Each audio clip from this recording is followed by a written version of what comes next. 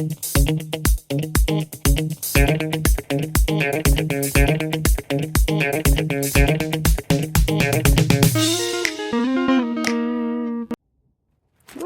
hi.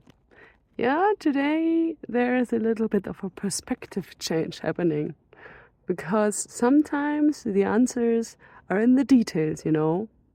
Will it be the case for the next question? Let's see.